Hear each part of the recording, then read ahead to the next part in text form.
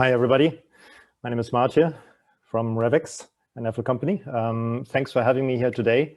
As you see, I'm also in London. Oh, just kidding. I'm actually in Singapore. So I was just going to say to James, what you have definitely in common is the nice big wheel in the background that we also have in Singapore. I don't know if anybody has seen Captain America's shield here recently. It's a very nice ad that was being brought up by Disney Plus for the launch. So yes, thanks a lot for having me. We'll be talking about engagement and retention with Programmatic in the post-IDFA era. And let me just straight away dive into it. First of all, just to warm up a little bit and also to tell you more about myself. So I actually have a very warm relationship with London, very fond memories, because I actually moved there in '99 to study, and I spent like 5 years living in the city and enjoying all sides of it. So I thought I share a little bit with you guys. I mean, this was my university, Holloway Road, basically. That's where I landed in an 8 square meter dorm in 1999 to discover London. And I never looked back afterwards. Then this was my favorite club, The Fridge, unfortunately closed in 2010. That's where we spent most of our Friday nights. And I mean, who wouldn't miss the London Underground, right? Especially during rush hour. Still a place with a lot of memories, although not so liked. And then, of course, there are other bizarre things that are happening in the city, which make it very memorable. All right, so after telling you a little bit about my relationship to London, so again, thanks again for having us here today. I would like to spend 2-3 minutes on explaining who Revex is. So Revex is an Apple company, founded 2014, became part of the Apple Group in 2019, has always been engaged in programmatic initially for retargeting, also the last 2-3 years, heavily investing into user acquisition and rolling out this product with more and more success. We have currently 9 offices, most of them in Asia. And we are opening offices in Europe, in the US, and in LATAM very soon. So if anybody here is seeing this and would like to engage with us because we're hiring, please let us know after the session. What we do is pretty straightforward. I mean, we take care of everything around basically acquisition and engagement of users. So it's a full funnel solution. We take care of creative innovation, real-time targeting, placement optimization, CPA, CPI prediction. So it's really everything you want to have in a one-stop shop platform in programmatic to acquire as well as engage users. And then, I mean, you've seen us maybe somewhere in because of awards or in some rankings. So you can find us also there. And see how we've been performing in the past. So just before we dive into the content, I would like to tell you what the content is going to be about, so you can actually structure your expectations as well. So first of all, I would like to take a step back and give you a historical perspective about advertising, because when we talk about engagement and retention, this is really about understanding advertising and the power of advertising. I think without understanding this, we might get lost a lot in technology and in data and in specs, etc. And I think you've had a lot of sessions about that in the last few days. So I want to take you out there, take a step back, gain perspective before you dive back into it and make decisions about how you can drive more efficient advertising in the future.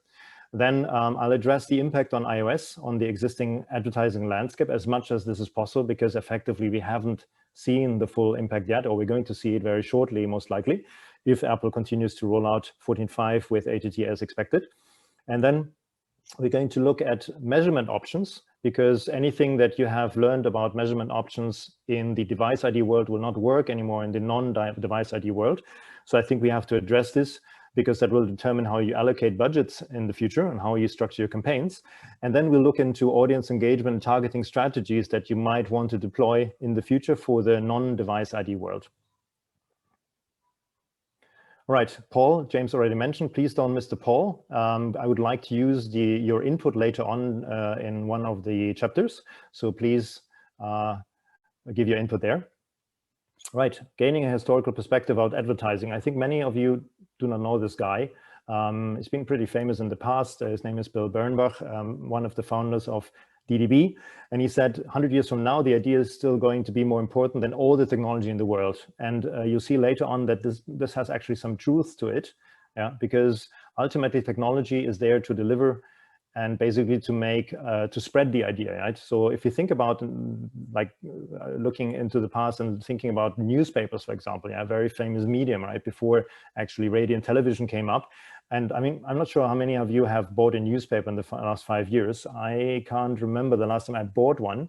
So this has been a very traditional medium, actually, and the way how newspapers or print itself basically was being sold in the past, and I'm sure that this is also something not many of you have seen, is actually by analyzing the readership. So you had the demographics, you had some information about, for example, their household incomes, you know, female, white, black, etc., all types of demographic information that could be useful for targeting. Yeah, but the targeting would work like this, that you would say, okay, I allocate a certain amount of my budget to that channel because that channel is addressing that demography. So we're spreading it, let's say, for, if you had an editor that had like 10, 20 magazines with which the editor tries to cover all sorts of demographics, you would go there, and depending on what type of products you are trying to promote, you would allocate your budgets accordingly across these print magazines. Yeah, so this is how it was basically in the past. It looks pretty manual, and we're sort of like going a little bit back to that world. How did advertising actually develop? So I mentioned print already, then radio, television. So something like mass media was coming up, right? Addressing like broader audiences. And then of course, to drill down on smaller audiences, you had something like special interest media or special interest print, yeah? Or in television, you had certain prime time, and then you had certain shows that were addressing certain audiences again. So this is the way how actually marketeers were trying to address the audiences and segment them and actually put their messages out to attract users to buy the products and services they were advertising. And then the digital age came, and then we were moving pretty fast into something that we could call one-to-one marketing, yeah, where basically the groups of users that I was addressing would get smaller and smaller and smaller until it's a one-to-one relationship, namely the device ID. And accordingly, the way how we run campaigns has changed as well. It's not so much anymore about creativity. It's more about like scaling a campaign, going out there in certain volumes and finding users and showing them ads. Yeah, sometimes good, sometimes not so good ads.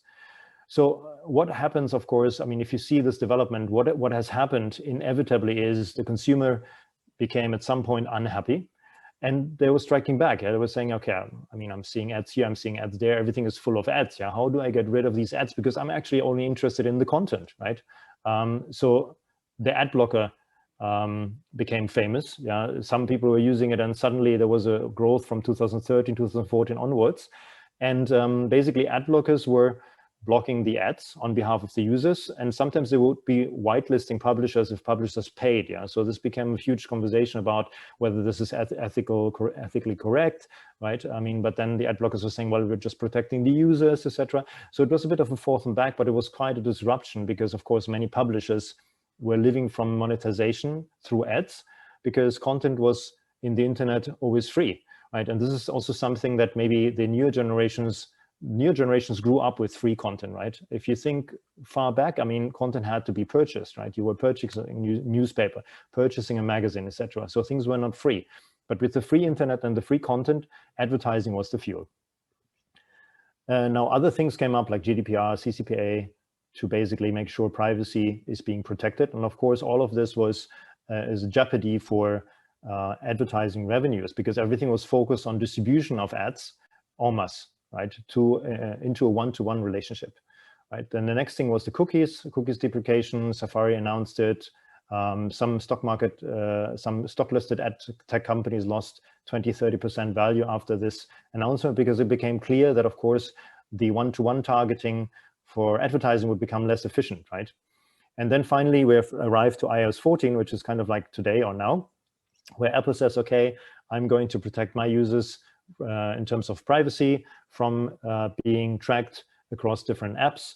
So I'm basically breaking down on this one-to-one relationship, and I make sure that users can choose. Yeah, so making the IDFA an opt-in versus something that by default is available, or something that users have to find and then switch off for the whole device.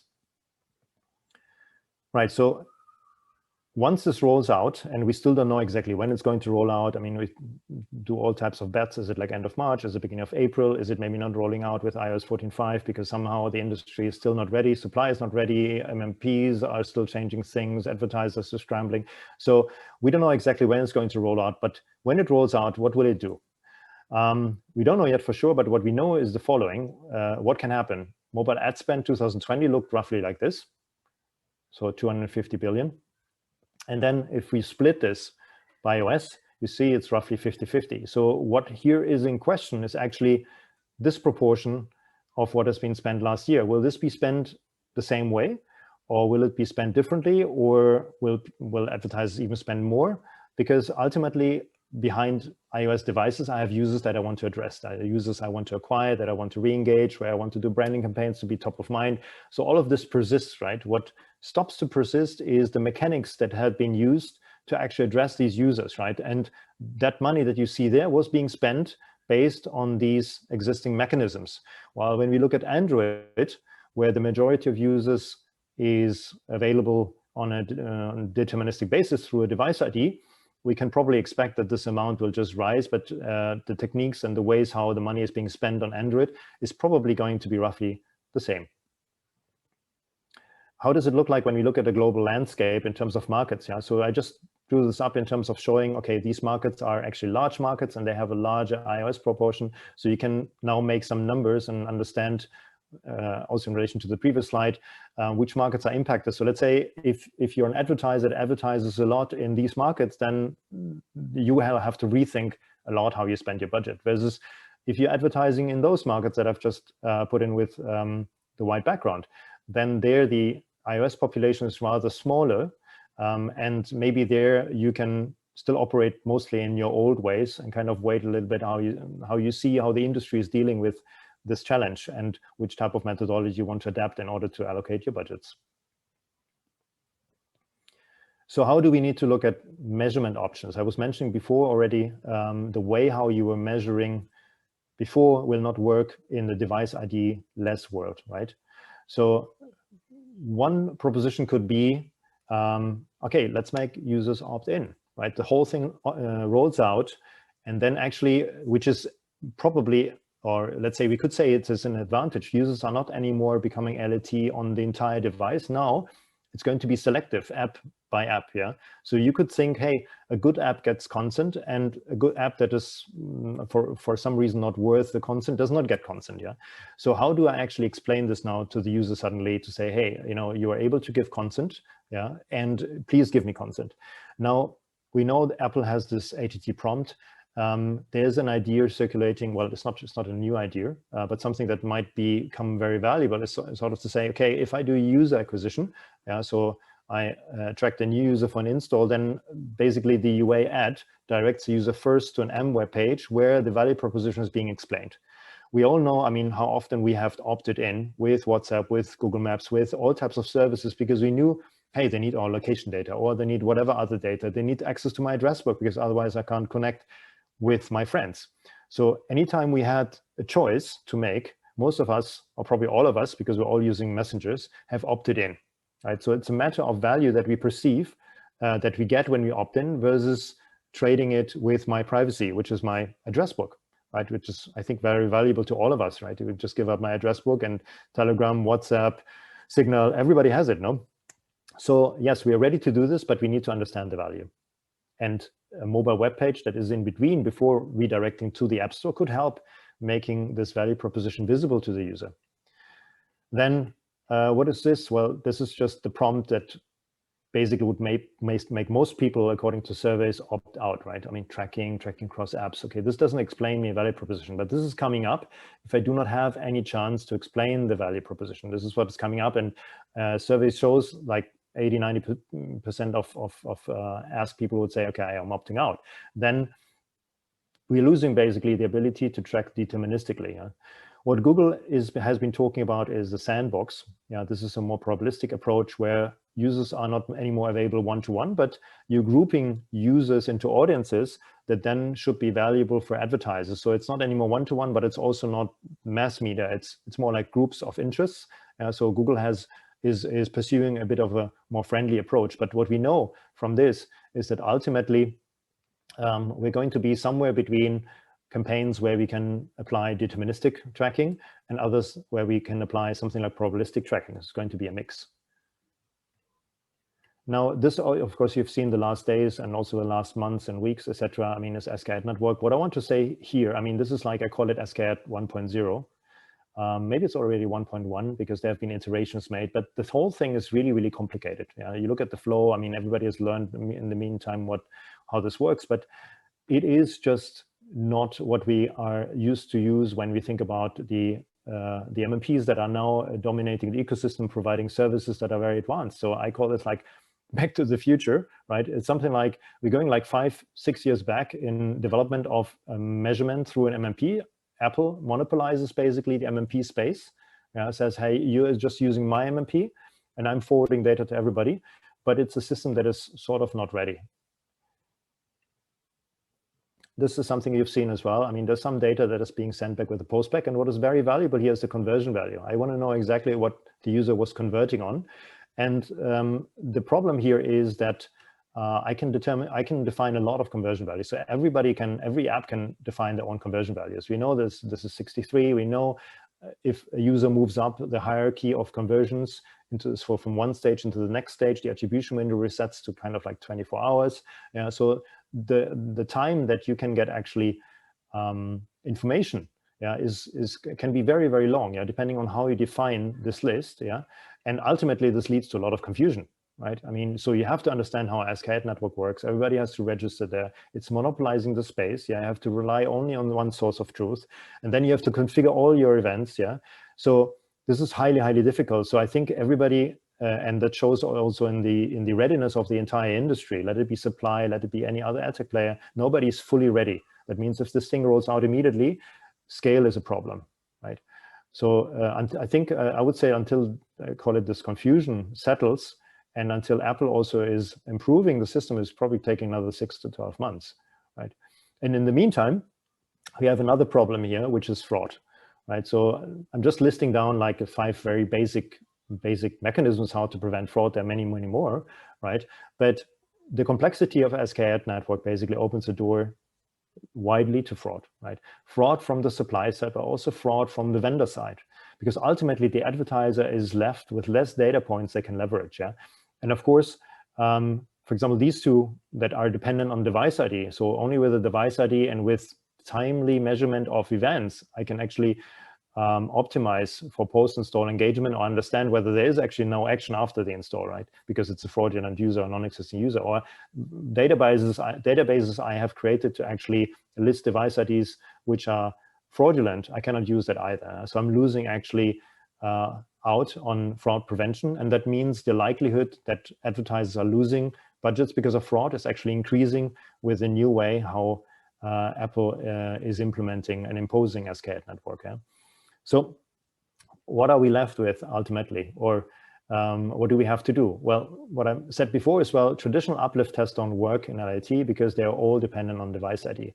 There was a control group and a test group, basically, regardless whether it's intent to treat, placebo ads, ghost bits, ghost ads, everything was dependent on device IDs to determine who falls into which group and how I would actually measure the performance of each of these groups. So all of this, what you've learned in the past, doesn't work anymore. What works is something that is not new at all, but it hasn't been applied at scale to advertising yet. At least I haven't heard from any advertiser that they're doing it, which is something like econometric time series analysis.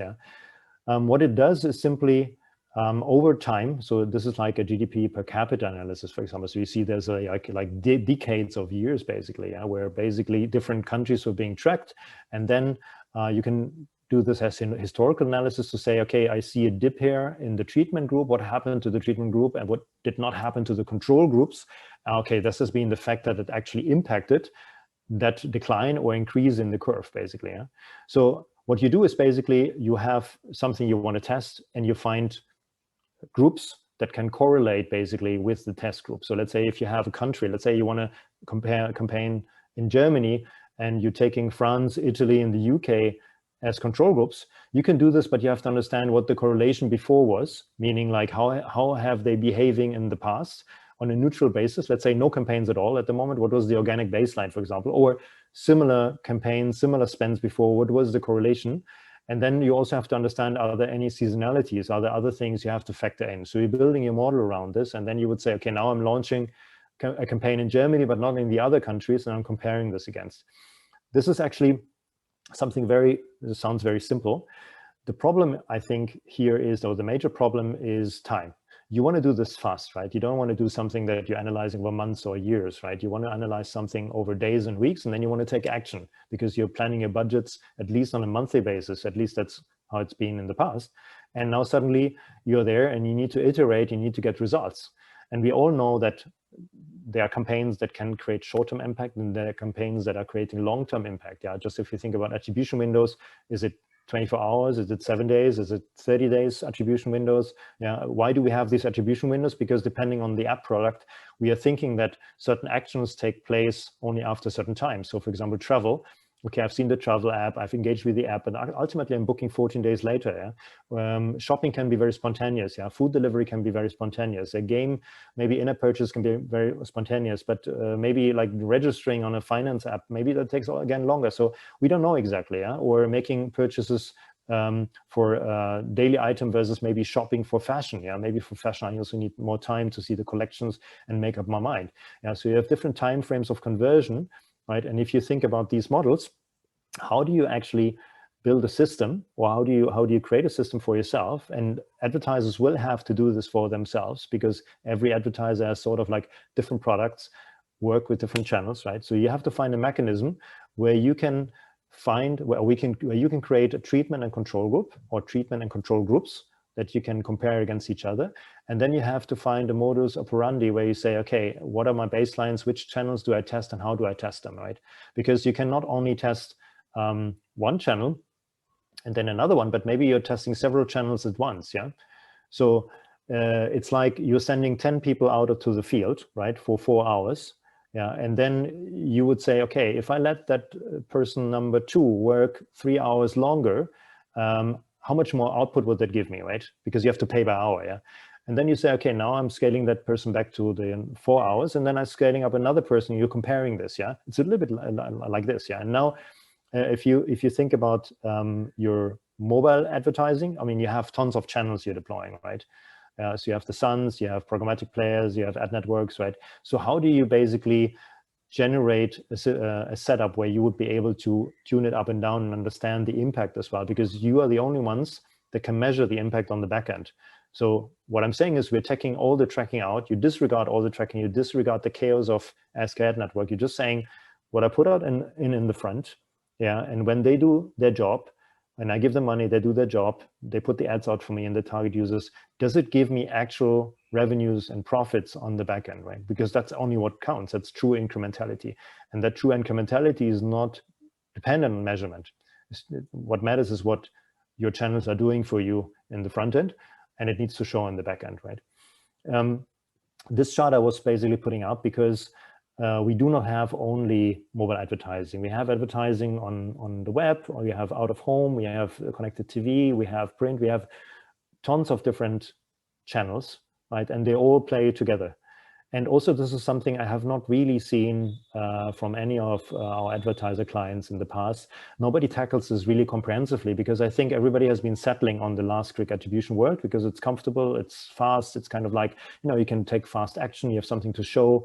But it's not been measuring true incrementality. We have kind of been settling with a compromise, yeah. And I think it's understandable, because I was just mentioning there's also a challenge of timing, challenge of complexity, because anybody who wants to do true incrementality testing at scale for all the channels needs to set this up at once. So there will be significant labor involved to do this.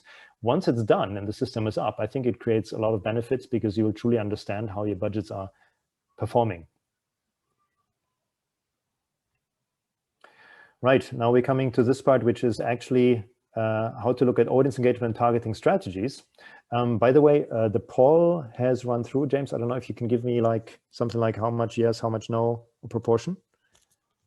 Can't see the poll. Yep, sure. So have you done an incrementality test on LAT audiences in the last 6 months as one of your channel partners, was the question.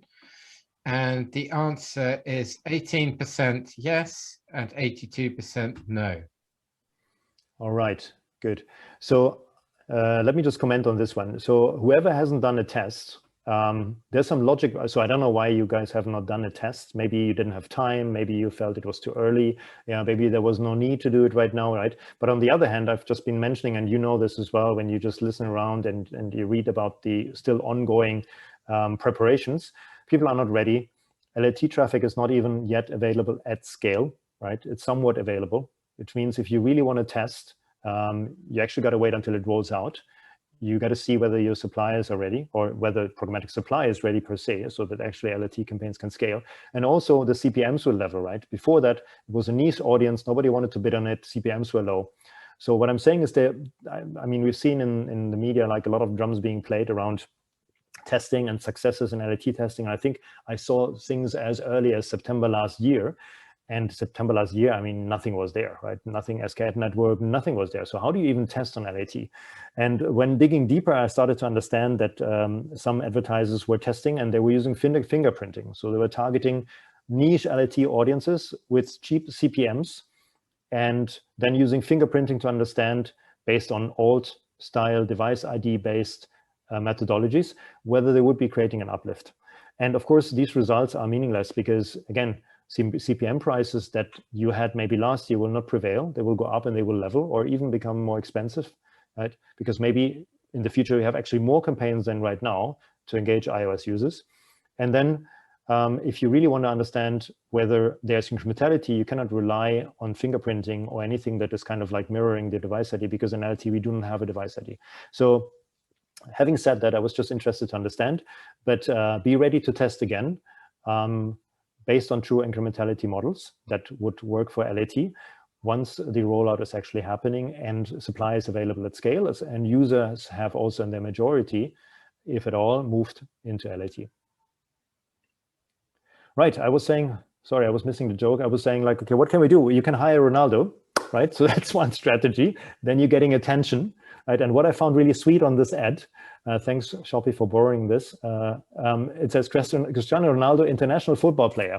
Right? So that's really sweet because these ads were running in SEA, and maybe somebody needed to know that Ronaldo is a football player. But yes, anyway, here he is.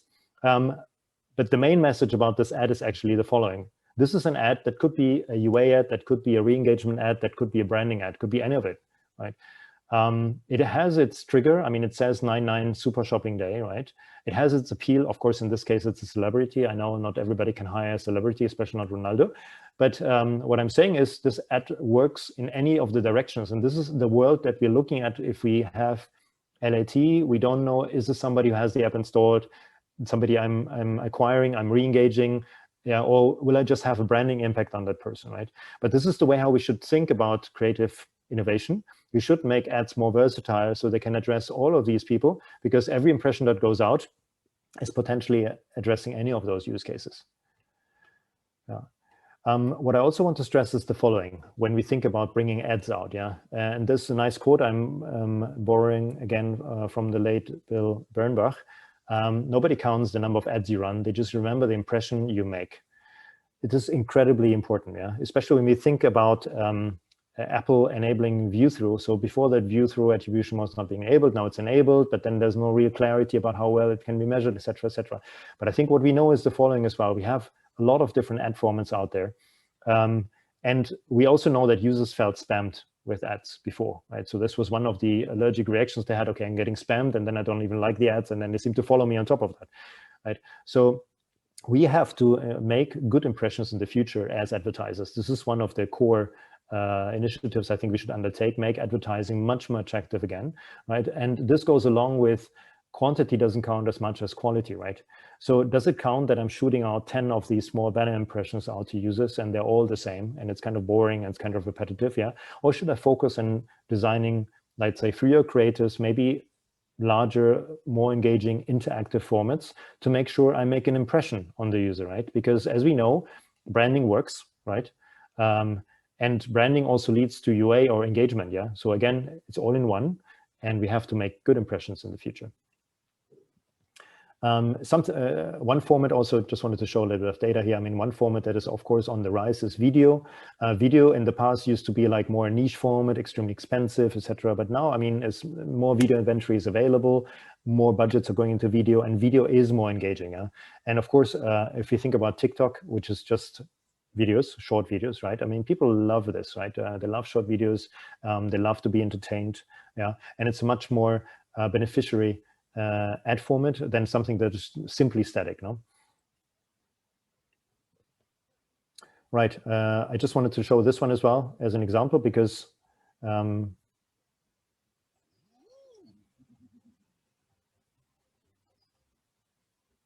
right, this I came across recently, and I think, one moment, I think I skipped this one now. Yeah, they're here. Yeah, and I just wanted to show this. So we don't only have video, we have also many, many ways how we can make creatives animated, right? So let's say, don't just put out the static creative and all sizes. Make something like a GIF or something that moves or something that tells users something, right? So that it can become part of the content and people can enjoy it as well. No? I think this is the best way how to go out and make every impression worth its time. No? Now, in terms of more pragmatic strategies, yeah. So, okay, we're losing most of our deterministic tracking. Like we're losing all the information that was attached to device IDs.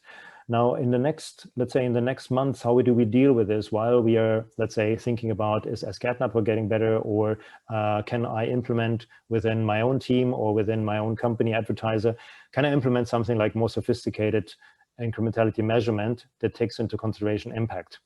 In the meantime, what you can do is we can derive information from users that are still available via the device ID. So we call this extrapolation strategies from non-LAT audiences. Yeah, and this is actually for both iOS and Android, because in Android we also have an LAT audience. It's just comparatively small.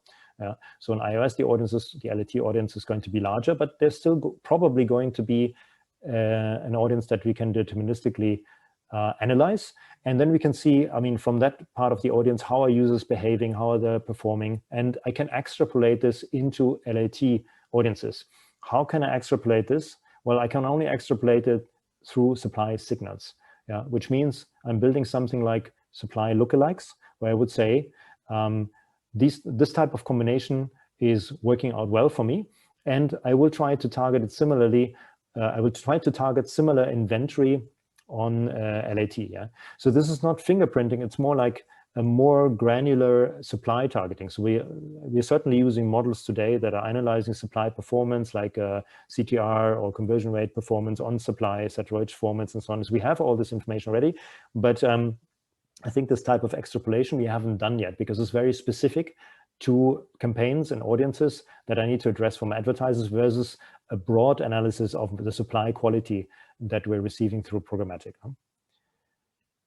What needs to happen actually to make this much better? And what needs to happen actually, let's say, imagine everybody in iOS went invisible and there was only LAT and I cannot extrapolate. I mean, maybe I can still extrapolate from Android. Yeah, so I can say, okay, this is how in Android the audiences work, and this is maybe how I then should target the supply as well on iOS. But let's say maybe Android also device IDs disappear. I mean, we're fully reliant on supply signals, right? And supply signals, I mean, the many, many parameters that can be passed today in a bid request from a publisher, but very few of these signals are homogeneous and are truly being used for more sophisticated targeting. Yeah?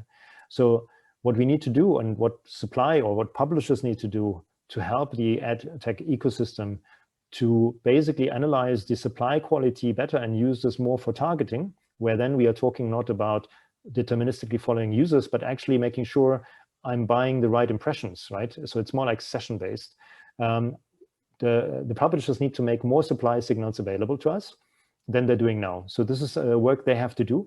I've asked around a little bit, but so far it doesn't seem that that anybody has moved in big steps.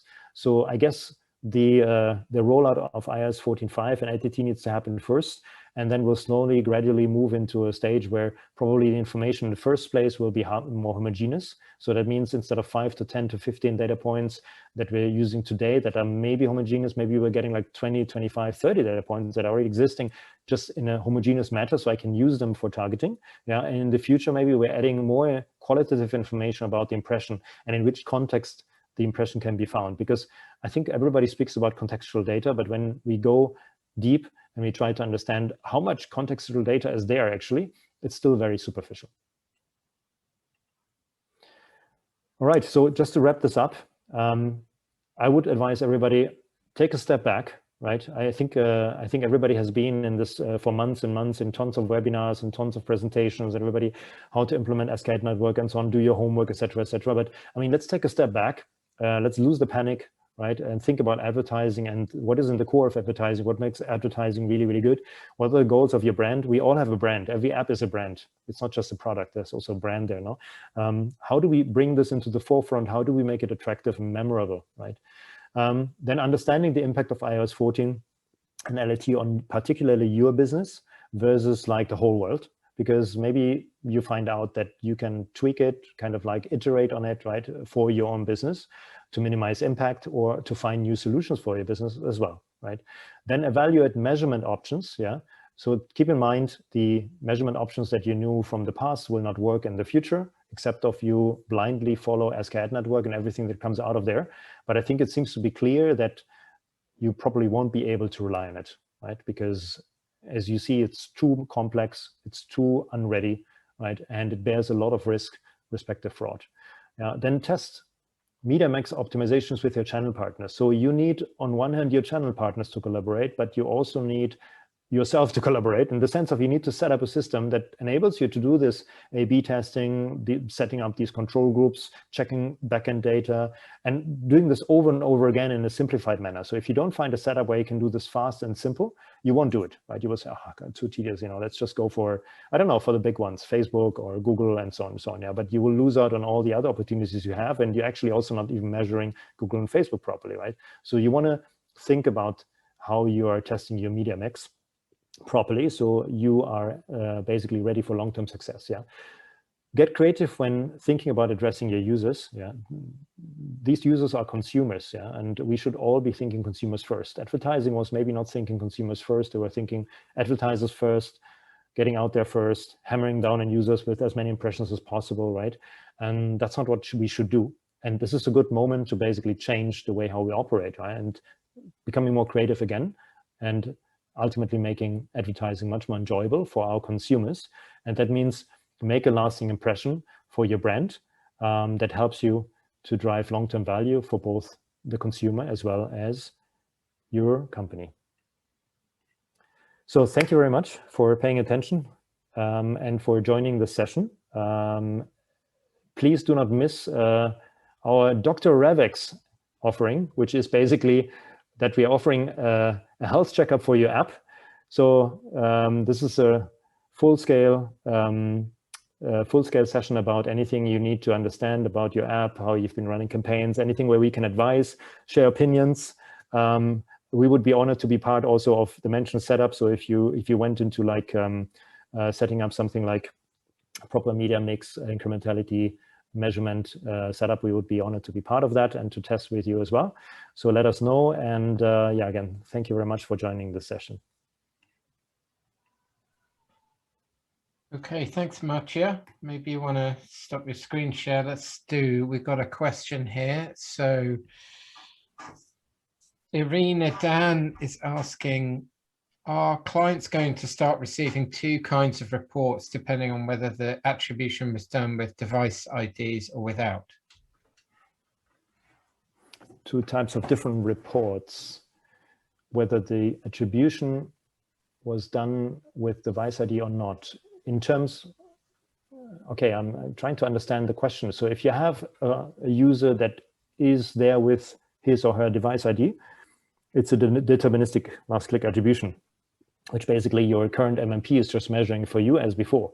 If it's a LAT user, then measurement will come through Cascade Network with all the barriers that have been mentioned. That means delay, depending on which events you have defined of the 63, basically, and how the user is moving along to basically hit one or the other events, right? So in theory, I mean, if you really had 63 events and one user was moving from one to the other after almost 24 hours, and there was always a 24-hour delay, in theory, it could become 63 days. Of course, everybody's working around that to make sure that they get information faster. So I think everybody's reducing the amount of the events to the most useful ones that need to be measured to get data fast, and ideally to not get the zero, but which is the in-store, but to get another data point. Because this other data point will most likely tell the advertiser, okay, this user was real, has done some action, there was more power in this campaign because this campaign brought the user until, let's say, event number 3 or 4, versus somebody else bringing it just until event number 1, yeah? Hopefully that answers your question, Irina. So how are you finding that clients are dealing with this big change in their ecosystem, Malcha, and how are they adapting? Do you think they're sort of ready for it now, or has there been acceleration? How are different clients approaching it? Yeah, so I have to say, so Revex is not as much exposed than maybe other ad tech vendors that are operating in the majority, for example, in the US. Yeah, so our global exposure is probably only half of that of the average. So we certainly potentially impacted because of iOS if those budgets were going to disappear. But we're much more relaxed, right? And we're just trying to think around solutions. And then if I think about the advertisers that have a larger share of iOS, many of them are, I would say, they're kind of frozen, they're kind of waiting, right? So that some, I heard about some testing, I interviewed them about those tests, which is where I got more insights, what they were testing actually and which type of results they were getting, which is why I was highlighting that most of these tests are invalid tests. But in general, I feel everybody's waiting a little bit to see the impact. So it's a little bit like the before and after, right? So if I keep everything the same, do I get the same result, question mark? And actually, it's not measurable, because once you get LAT, you don't get the standard response of last click. So you need to measure impact. So how do you measure impact suddenly if you don't have any system set up for that part of the budget? So you need to move into a different setup for incrementality measurement. Otherwise, you start spending blind. And I've heard even that some advertisers say, okay, we will just be spending blindly because we have to be in the market, right? That again opens the doors for lots of fraud and inefficiencies in the system. Good. So, well, I think that's great. So we've got the app Dr. Out checkup link in the chat. Dr. Revex. That's right. And your site is at revex.com. .io. Revex.io. Great. And I pasted your email. I guess you're on LinkedIn. Awesome. Yeah, my inbox is open. Great. And yeah, we had some great feedback on the session. Someone said it was the best one so far, and I'm not sure how many we've had. It's probably 35 sessions at this point. So and it's direct from London, as you can see. Yeah, great. And good. Well, thanks so much for joining us. And Thank you, James, for having us. See you soon. Thanks. Thank you. Thanks, everybody. Bye-bye.